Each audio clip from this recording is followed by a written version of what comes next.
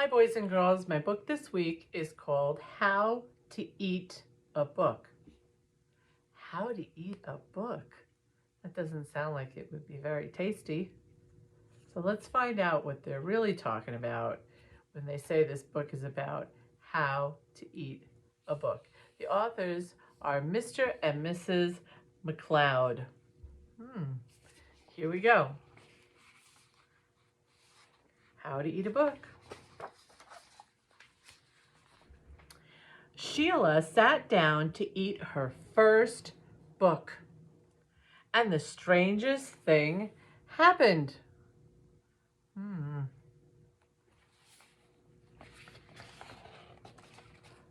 The book ate her.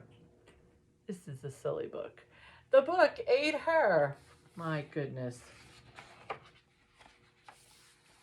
Sheila's cousin Gerald sensed something stranger still.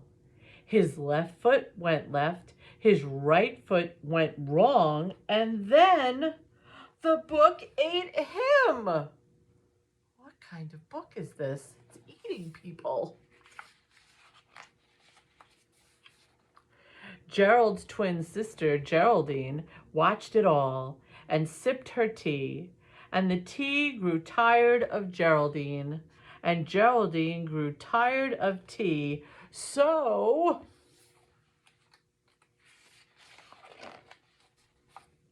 she grabbed the biggest book she could find, and the book did not eat Geraldine. Until it did. I guess she convinced it. Devoured by their books, Sheila, Gerald, and Geraldine could no longer hear the cuckoo of Grandma's tick-tock clock.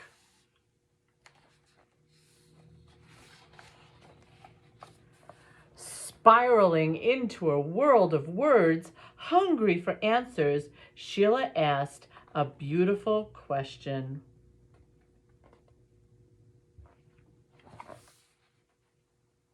I wonder what she asked. Let's see. In search, Sheila blasted off through giants made of gas, past planets made of diamonds, into a space where what goes up doesn't always come down. What do you think her book was about, huh? Hiding between the lines of his book, the sounds of the bugaboo called out, Gerald. Gerald followed the letters into the ever, where'd he go? That never had been. Gerald found the bugaboo, and the bugaboo found him.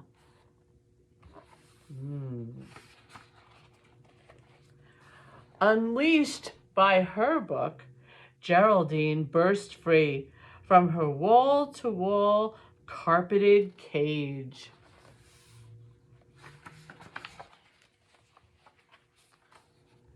Geraldine tore through the pages to a time where being terrible was terrific. And Geraldine was terrific at being terrible.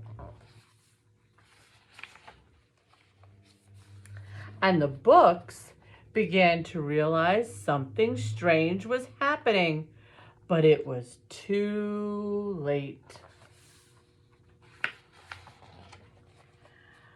The children were eating the books, one word at a time. Oh my goodness.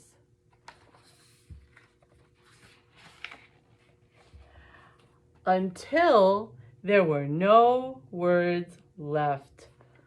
Cuckoo, cuckoo.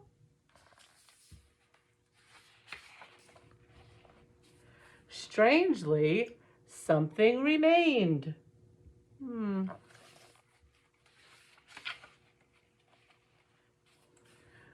Sheila's how discovered a why and opened up a what if.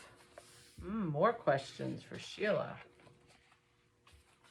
Gerald liked being lost and loved being found. I think that might be the bugaboo right there, teeny tiny. And Geraldine would never be tamed.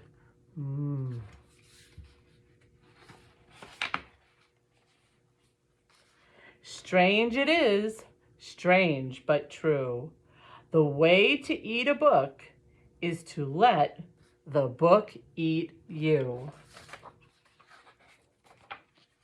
And that's the end, boys and girls. Do you think they were really eating the book? Or do you think they maybe meant they were eating up the book, like enjoying the book and reading the book and taking in every single word, one word at a time until there were no words left? All right, boys and girls, I'd love to know what you think about how to eat a book. Now this week, boys and girls, is also Red Ribbon Week, so I want to make sure that we get a second story in for Red Ribbon Week. So hang on for part 2 of Mrs. Lark's Story of the Week.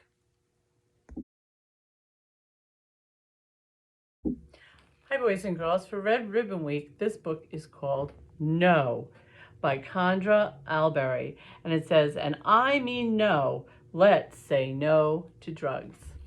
Let's see what this book is about. It has a long title. No, and I mean no, let's say no to drugs. Meet the feisty 4. Sassy Simone, she's age 5.5.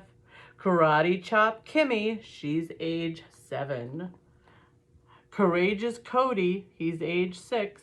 And Daring Diego, he's age 7. I wonder why they call them the feisty 4. Drugs are bad, bad for your brain. If you use drugs, you will go insane. Ooh, I think they're rhyming. Drugs will make you act strange or crazy. They make you feel bad, yucky, and lazy. You can't trick me and tell me drugs are candy. I'm smarter than that. No, thank you. I'm fine, just dandy. I know better than to use drugs. Oh, yes, I do. I know that drugs are bad, bad for you. Drugs are bad, so don't be fooled. You don't have to use drugs just to be cool. Drugs break up communities, families, and homes. Say no with me, and you won't be alone.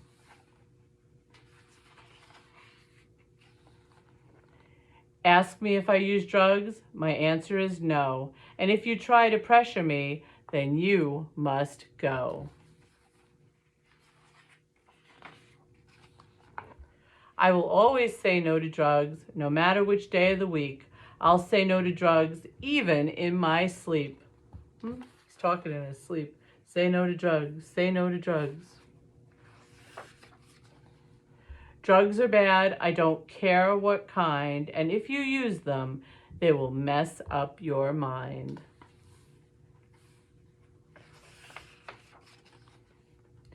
Don't use drugs to get bigger, faster, or stronger. Just eat your fruits and vegetables and you'll live longer. So even though sometimes drugs promise to change you, they don't. They don't change you in a good way. Don't use drugs when visiting family or friends. Drugs will bring your life to a sad end. Saying no to drugs is a must, and if you stay drug-free, you can hang out with us. So stand with us and say it loud. I'm cool, drug-free, and proud. That's the feisty 4. And I hope you, boys and girls, this week take the pledge to stay drug-free and to always make good choices for yourself. Choices that keep you healthy and happy. All right, everyone, have a wonderful week.